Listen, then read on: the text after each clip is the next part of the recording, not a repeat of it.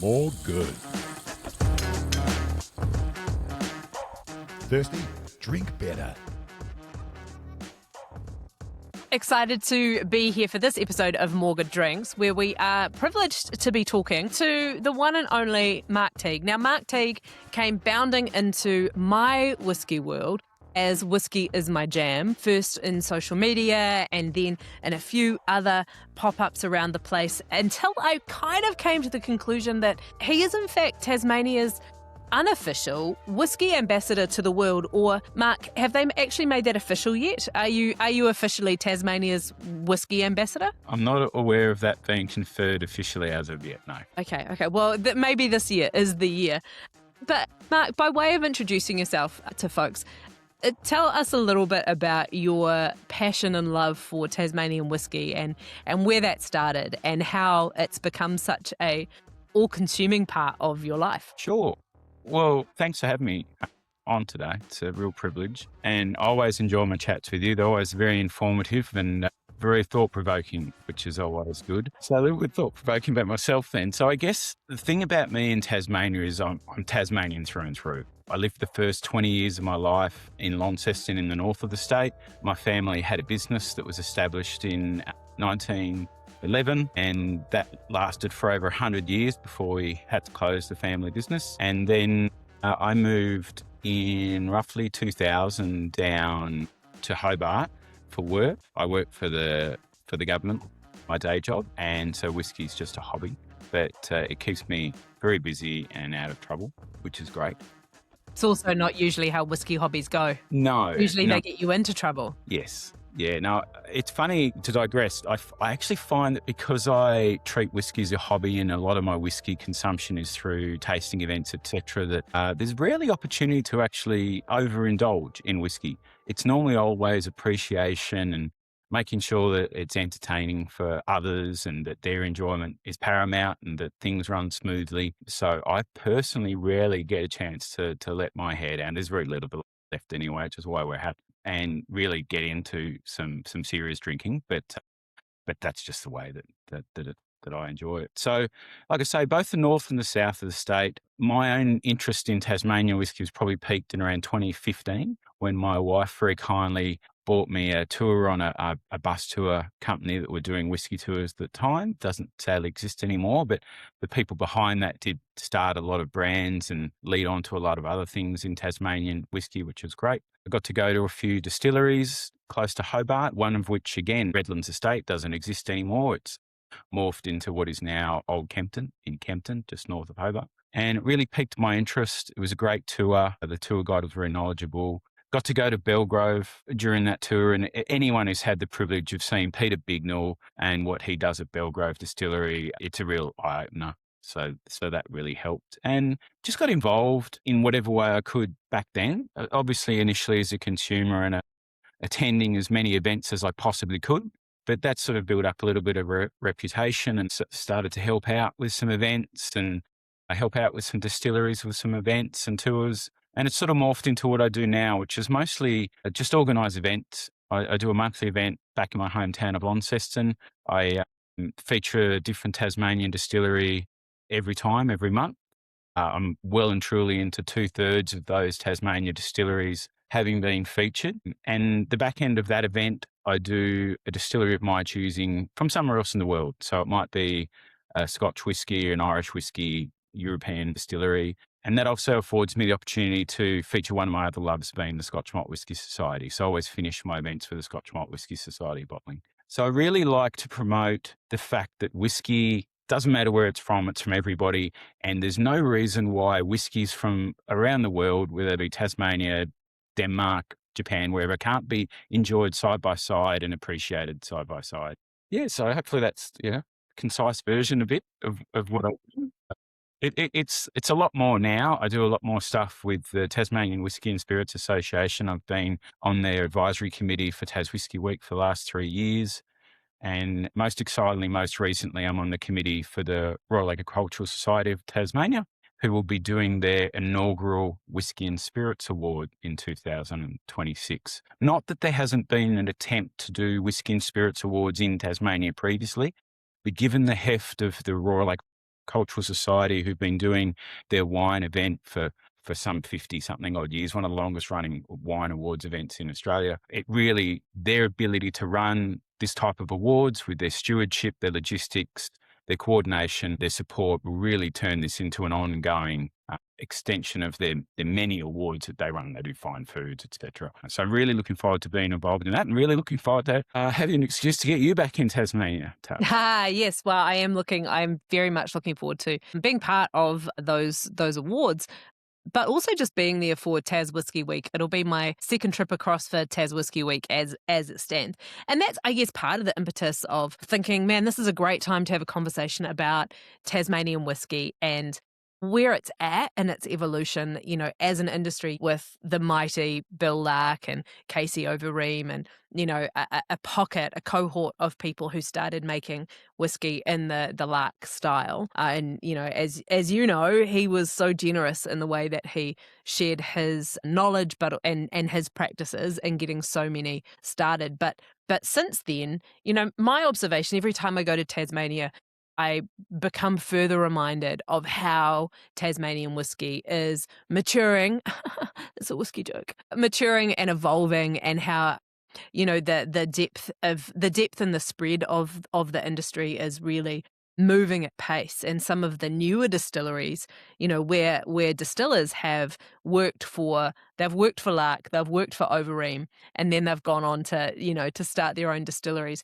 And so there's this depth and maturity that's emerging. It kind of feels like, even though there've been attempts to do awards in the past, like this is a great time to give Tasmania really a chance to sort of stand up and showcase itself to the world, in a slightly different way. What's your take on how Tas whiskey is really maturing at the moment? Yeah, it is a great question, and a lot of the stuff I see about Tasmania still has myth and legend and sort of incorrect facts that people throw around, sadly. And a lot of that. Oh no, was that me? Did I do that? No, not at all. Okay. No, a lot of it stems from, it is very simple or easier to boil down the Tasmania whiskey story into, so in 1992, Bill Lark got the law changed and everything happened since then. It's important to recognise that Tasmania had a distilling industry way back in the 1820s, was the first licensed distillery in Australia was at Sorrel. In fact, that first licensed distillery had a license before any Scottish distillery had a license. Of course, famously, when Lady Jane Franklin and the temperance movement had the law changed, I think the quote is something like, I'd rather see malt fed to pigs than turn men into swine. Then it's that change that people don't recognise. It's a little bit more complicated than what people say. So what happened was they had the change, and that law did outlaw distillation in Tasmania for that century effectively. But then in 1901 in Federation, the Commonwealth adopted a law, but they didn't outlaw distilling. They outlawed small batch distillation. And that's the distinction people need to realise. So there were giants on the mainland like Corio and stuff out of Geelong that were still distilling on an industrial level, because the law said you needed to have a still of larger than 2,700 litres. And it's an interesting fact that I've often posed to people, that if somebody went to the trouble of installing a still of 2,700 litres, and then right next to it had, the same still size as what Bill used in the early 90s and was actually using that, would they have been compliant with the law, and could they have just been distilling anyway?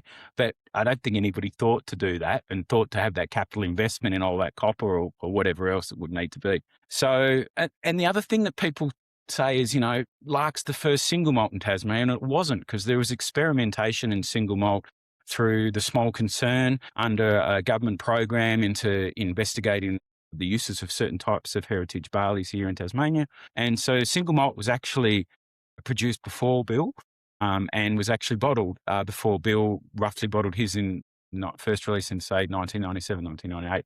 That said, knowing Bill fortunately closely over the last few years, his generosity, he's so amazing. He's such a lovely man. He's the ultimate ambassador for Tasmanian and Australian whiskey, and is rightly called the godfather of such. And if you've not met Bill and you do see him, please do introduce yourself and thank him for his contribution, because he's a wonderful man. He is.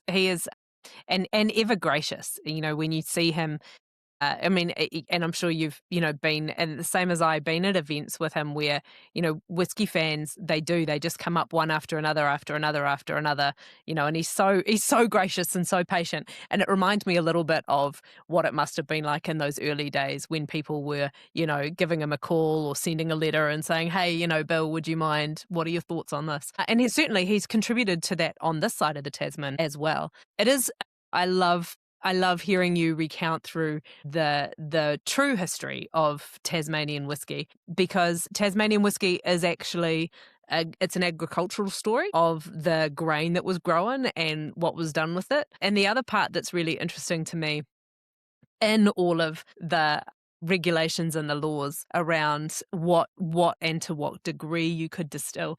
You know, I do think it's kind of funny that volume is potentially still one of the things that's holding back the reborn Tasmanian whiskey industry, that it became possible to do things in smaller batches and smaller stills. So everybody did. And now that's a challenge that the industry has to overcome as well. So it's funny how things kind of move in circles and cycles. Yes. I mean, volume's a great point, and leads back to your original question, which I probably didn't answer that well. But volume, I think something in the last certainly 5 years, Tasmanian distilleries have started to concentrate on. So Lark have moved all their distillation now into their Pontville site, and they have something like 6 or 7 stills commissioned and all working as one now as of this year towards their spirit. There's also Greenbanks, which have been making a name themselves in awards throughout the world. They're built for volume. They have a column style still and some experimental research stills, etc. And then, of course, there's a distillery that most people don't know about that we're yet to see anything really about, but I've been fortunate enough to have a private tour through, and that's Maguire & Co. And they're really building towards volume. 2 massive stills, the 2 largest stills in the state, with the exception of Helliers Road in the northwest. Big bond stores, they're really building to compete on that volume front. But I guess the Tasmanian heart's still in Tasmanian whiskey distilleries, and there's still a lot of distilleries that are mom and pop operations that still put their spirit from their small backyard still into a 20-litre cask and wait for that when it hits that magic 2.5, 3 year sort of stage and release that. And I think there'll always be a place for that. But it's good to see the whiskey industry taking both paths, because there was a time there, and not to be critical of Bill, but we were being criticised that Tassie distilleries sort of around 10 or so years ago, everyone had a Nap Lewis still, which is the one that Bill got designed for about his 3rd iteration of his still, you know, local success story when it comes to making stills. Everyone had one of those. Everyone was putting their new make spirit into first fill, heavily fortified, small format casks, maturing them quickly. So there was a period where a lot of whiskies, and remember, like you've said, everybody's trying to get their malt from Joe White Maltings in the north of the state. You know, they're trying to be able to say, hey, we've got Tasmanian malt. That's what makes us special. All of these similarities were leaning to a bit of a sort of house style of Tasmanian whiskey. Mm-hmm. And that's not to say they weren't all different. I mean, again, looking at the Scotch Malt Whisky Society, they've got evidence of 2 exact casks from the same 2 Scottish distilleries that have been filled exactly the same date, sitting in their exact same bonded warehouse, and they'll still end up being put into 2 different flavour profiles of the SMWS definition. So it's not to say they're not different whiskies, but there's certainly that homogenisation that was occurring. And I think now we're up at around 45 distilleries. You'll hear a lot larger numbers than that. And again, it's a myth I like to dispel. People throw out numbers like 80 and 100. Well, I generally only talk about whiskey. I would have to say that, yes, there may be another 40 to 60 producers creating white spirits and other styles of spirits. But as far as genuine whiskey, my last count's around 45 distilleries that have released their own product. But then people factor in things like, we have contract distillation happening here now, and we have one just down near Kingston that produce at least 6 different brands their whiskey now. So that when you factor in all of those, and again, I do work a bit for the government during the day, that's my day job, some of it comes from those sort of myths. So when the government have produced documentation, but when it's been examined by people, they've realised that their distillery or their name or a brand that they've had has been listed on those official records 3 or 4 times. So you have to distill those records down to the actual facts as to how many actual whiskey distilleries are actually currently producing or have a commercial whiskey in the market or about to hit the marketplace. And that's my magic number anyway, so I'm sticking with it. But I think that's a good number. And look, if there was one characteristic or character of the Tasmanian whiskey story, it probably is actually that the scope and the size, it ebbs and flows and moves around. It's expansive, right? It fills up whatever gap you're prepared to give it. But I think it's interesting that you make that observation around, the Tasmanian style of whiskey it did feel so clear and it did feel so evident. And some of that was the combination of, when we think about all the different variables that we use in constructing whiskey and maturing it, we did have lots and lots of a very similar still shape that was all largely within kind of 98% same. Lots of similar grain source, lots of similar recipes and fermentation recipes, people using the same yeast, the same length of fermentation, working with the same temperatures. I didn't, it's not that I've heard tell, I've seen myself people using the same new make filter off the still, which was a white face cloth and then a blue sanitary liner, and that was the way that it was done. And I've seen that across different distilleries. And then you get into casks and the use of cut down casks, the use of red wine barrel or apera barrel, as well as, a variety of other things. So I think, that was a really interesting time, sort of 10 years ago. And then you have these bright sparks of Sullivan's Cove winning a big award, which draws the spotlight, but also makes it really challenging to keep the follow through on that when that's a single cast statement, right? And obviously Sullivan's Cove got to be pretty happy with the fact that they've bagged another one of those world best awards, in the last 18 months. But I'm interested in some of the new, not new styles, but the new, I guess, as I say, expansion of profiles and casks and things that people are doing now as some of that Tasmanian identity starts to get a little bit broader. And, some of what comes to mind are the botrytis casks that Derwent are doing. Some of what comes to mind, the way that really Belgrove has bedded down in their very agricultural, organic style. And then, Hunter Island are another example for me of really proudly carrying on an Irish tradition of distilling, using oats in the mash bill, triple distillation, to really, I think, add multi-dimension to what the Tasmanian whiskey story is. But, you're involved with Tas Whiskey Week, which is, a week-long festival opportunity for consumers to get so close to what's happening with Tasmanian whiskey. What are some of the things that you think, Tas Whiskey Week is going to showcase this year that kind of celebrate that, how Tas whiskey is continuing to develop and emerge? Sure. Well, we're absolutely right. And some of those continuation developments are potentially economic reasons. Like you mentioned casks and cask size and cut down casks. And I know that one of the reasons that Tasmania distilleries have moved to larger format is not just because they were getting to the point where they had larger stills and were distilling enough new make to put in a larger cask, had been around long enough to have the capital funding behind them, or had been producing a gin or some other spirit to supplement their income, but also it got to the point here in Australia, and I'm sure it's similar elsewhere in the world, where the cost to take a native format cask of, say, 200 litres, 225 litres if it was wine, and cut it down, get it coopered to those 20, 30, 40 litre sizes was just prohibitive, to the point where casks for getting at 20 litres were more expensive than if you just got an American Standard barrel ex-bourbon 200 litres. So I'm sure that was a factor. One of the other big changes, certainly in the last 10 years, has been a move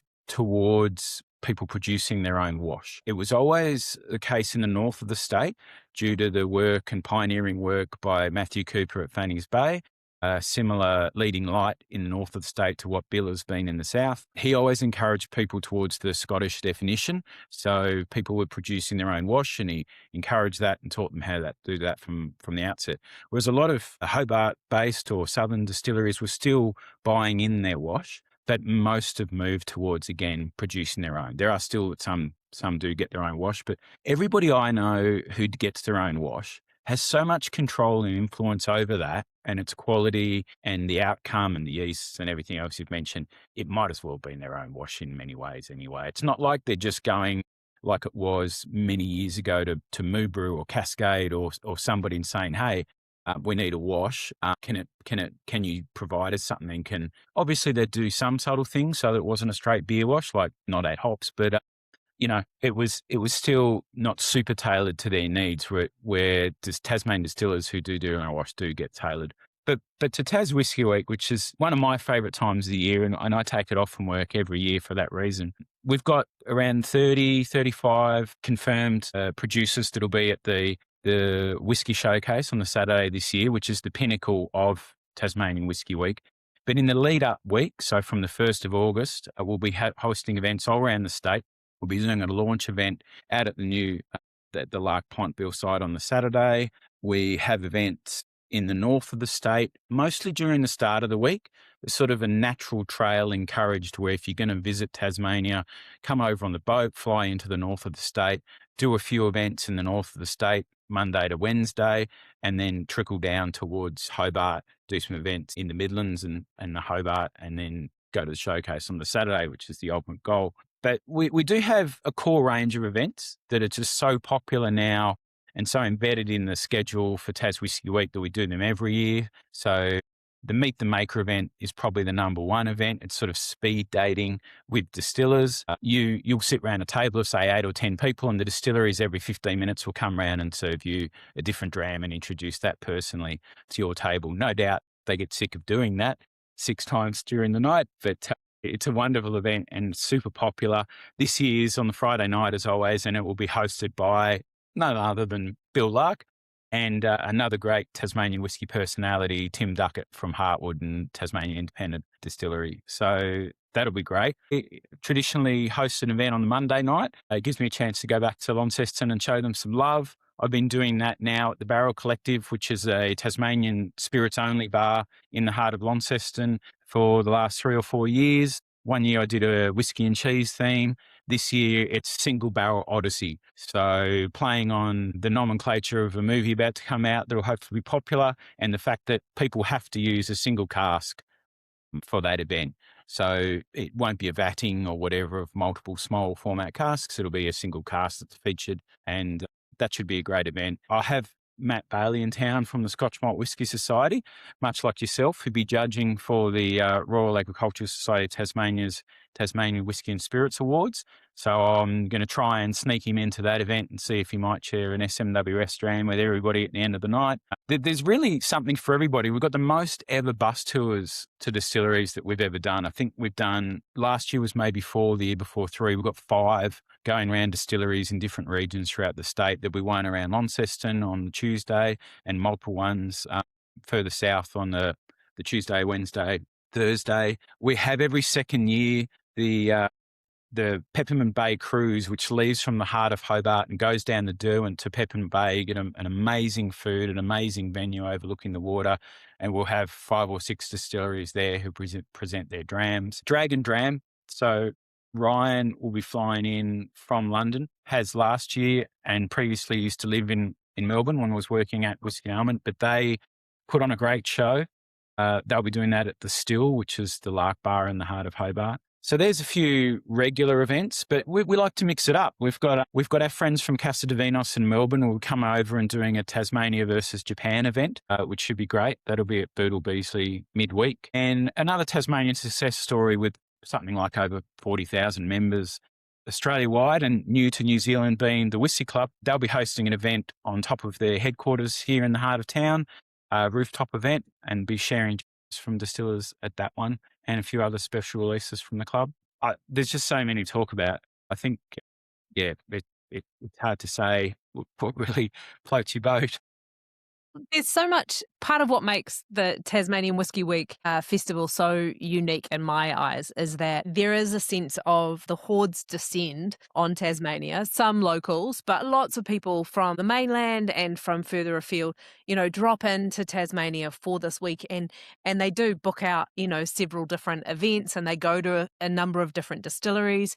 And so you kind of pop in and see the same faces, and some of those are faces that, we see here in New Zealand at Dramfest. So it really is, I think, in the same way that Dramfest is for a lot of whiskey lovers, Tasmanian Whiskey Week, it's a community event as much as it is, anything else. And people coming together to catch up with the makers that they, enjoy the products of, and, to revisit. I think about the Christie brothers who, are just whiskey lovers, and they've got barrels, dotted all over the mainland and Tasmania, and how they make such a vacation of it by traveling around. Do you think it just feels to me like there's a unique kind of a spirit of a Tasmanian whiskey lover that really gets showcased at that. But how you talk with people week in, week out about Tasmanian whiskey and host so many of these events. What do you think is part of the culture that makes it so special and unique? Yeah, I think it's important to note I love Dramfest at New Zealand. I've been to the last two, and I've promised myself I will never miss another Dramfest as long as I can attend. So I fully intend to be back in March. I think it is next year. But for Dramfest, I've already made steps to secure my tickets through back channels. But but it is different to Dramfest in that because it is solely focused on Tasmanian whiskey. I mean, that said, the last 2 years I've hosted an ambassadors lounge upstairs at the showcase on the Saturday where I've invited some multinationals to send down some BAs, some brand ambassadors to share some drams, tell some special stories. It's just an opportunity for people to get away from the hustle of the floor, go upstairs, sit down for 20, 25 minutes and listen to some whiskey experts ply their trade, so to speak. This year, that'll be staffed by the Whisky Club guys, so it'll have a whole different vibe and feel to it this year than the last 2 years. But it is that focus on Tasmanian whiskey, what we can produce, the opportunity for people to have everything in one room. Like, as much as Tasmania is a small state and you can basically drive across it in one day, and we encourage you to do so when you do come and visit, there will be on the Tasmanian Whiskey website soon, possibly as early as next week, a whole host of accommodation partners who will give you discounts if you stay at those venues. But it's really that I think separates it. Like, I love at the Dramfest where they basically have the New Zealand section with your 10 distilleries all there, and I'm always very excited to go and try the latest releases from those New Zealand distilleries and have built up fond relationships with them over the years. Last Dramfest, I was on the Friday night a volunteer on the surprise Scotch Malt Whisky Society stand, and we were directly opposite Thompson, so I got to talk with Rachel and Matt sort of all the time, and that was great. So it is different, but there are some similarities. But I'd still, despite being a dedicated Tasmanian and lover of Tas Whiskey Week and what we do here, Dramfest is still the premier weekend festival in the Southern Hemisphere. But the fact that we run ours the whole week, and now they're adding to that by having the awards, which will be judged on the Tuesday and the Wednesday. We've got international judges like yourself. We're going to have Christopher Coates come down, ex-editor Whisky Magazine, etc. So that's really exciting. I've actually tried to, and this is difficult and something that there are a lot of other awards on mainland Australia, and the Royal Melbourne run a very prestigious awards. Pretty much every state has one. So it's lovely that we're finally getting our own. But one of the differentiations that we've done is, like the Melbourne Royal, we do allow entries from anyone. So if there are New Zealand distillers who want to enter, hopefully they've got an EDM so they know how to do it. It's open to international as well. There is a cash prize for best whiskey in show of $10,000, which is pretty unusual when it comes to awards as well. But I've also selected and recommended judges that are not necessarily, and it's all blind, it's all above board like they all are, who are not necessarily working at distilleries or necessarily associated with brands. I've gone with a lot more independent judges who are on and off premise here in Tasmania, who are known to Tasmanian distilleries, who see their product in their retail or their bar environment, or I've drawn on some mainland or international judges who similarly I see as being independent from a specific brand, a bit like myself, which allows them to enjoy everything and hopefully be critical but fair on any entries received. Well, I intend to try and do my very best to live up to that. I am really excited about Tasmanian Whiskey Week, and I think it's a great opportunity for people, particularly in New Zealand, to who are looking for an opportunity to spread their wings, but also people in Australia who haven't thought about and who perhaps haven't thought about making the effort to go down and have an experience, it really is an experience. And I think one of the cool things about Tasmania is that it does have that geographical story. As you were talking about, the difference between the heavy Scotch influence in the north, perhaps the slightly more robust, number 8 wire in the south, and a few pockets of things interesting happening in the Highlands. And not even to mention what's happening on the coast with Warps Harbour. Oh my gosh, but just letting some of my favourites out there. But I think it is really, it's a geographical experience as much as it is anything else to come down and experience whiskey in Tasmania, because it is stories of people and place, and the geography itself is so dramatic and interesting and beautiful to drive through. And I think that's really cool. Here in New Zealand, we have some of that same appellation distinction, but we still just have one distillery in each spot. Maybe if we were to consider Central Otago a region, maybe we could stretch to 3, So yeah, that for me is really exciting always about Tasmania. There is a real geographical story there. Who are you most excited about this year? Yeah, well, the geographical story is interesting. Like, despite my passion for whiskey and having lived in Tasmania for over 45 years, I still haven't visited all the distilleries. Like, there are probably 2/3 I've probably visited. We literally have a distillery here called Edge of the World Distillery in the far northwest coast. I've not visited that. There's always something new on the horizon, and I hope that I will get to visit everything. As far as excited, look, the showcase is a great opportunity for local Tasmania distilleries to really push the boat out. It used to be, the old vibe of go to a whiskey festival, it's in a hotel ballroom, everyone gets the same size table, the same tablecloth, pull up banner behind them. Those days are gone. Like, it is exciting to see what some of the distilleries come up with their stands. Callington Mill have an entire old 4-wheel drive with a wooden sort of estate on the back to have their casks on display. Hellier's Road always push the boat out. They've had Land Rover Defenders, the 3 I think they had in their last stand last year. It was insane. A mini putt golf. They always do something exciting. Sullivan's Cove, with their modern renovated visitor experience, etc., have that clean, classic, modern vibe look that you walked into the showcase and were immediately hit by last year. Everybody really is starting to make an effort, differentiate themselves on the floor. It's an opportunity for them to show their personality. One of my personal favourites, Overeem, always 3 deep at their stand. They're just so popular. Everybody who works there is just so personable and knowledgeable. And as you've highlighted, Warbs, well, they can do no wrong. And if you have the time to go and visit one Tasmanian distillery, you should try and make it out to Bicheno. On the Wednesday night, we'll be doing the second time we've done a mini Meet the Maker, and we'll be doing that there. I hosted that last year. This year it'll be hosted by Scott Fitzsimmons from the Whisky Club, and it's just a great event at the farm shed there, really intimate. Again, speed dating, but stone's throw from the distilleries. There's no excuse not to go and pop out. Last year, I was privileged in the afternoon. They actually launched their peat smoker that they just installed. And whilst they're still doing the post-malt Bill Lark style of getting peat into the barley, they are looking towards to see if they can actually malt the barley themselves. But yeah, their BA, Ben Cook, kindly reached out and sort of in the middle of the ceremony said, who have we got here who can cut the ribbon? Oh, yeah, Mark, Whisky's my jam. You can do the ribbon. So that was a highlight for sure. So yeah. Brilliant. Love it. Well, I'm very much looking forward to seeing you there. It's going to be a great time, and no doubt there'll be more stories to regale once it's all been. But in the run up, people can certainly expect to hear a few more stories and tales with some amazing Australian distillers as we build up to Tas Whisky Week. And we haven't even begun to talk about the difference between Tasmanian whiskey and Australian whiskey, but maybe we'll save that for another chat. Maybe we need a part 2. What do you reckon, Mark? I reckon. But the program's out today for Tas Whisky Week. Jump online. So jump on Humanitix, follow Tasmanian Whisky Week, and you'll get notified of all of the events when they're coming up. Absolutely. Or just for me, Whisky's my jam. That's an option too.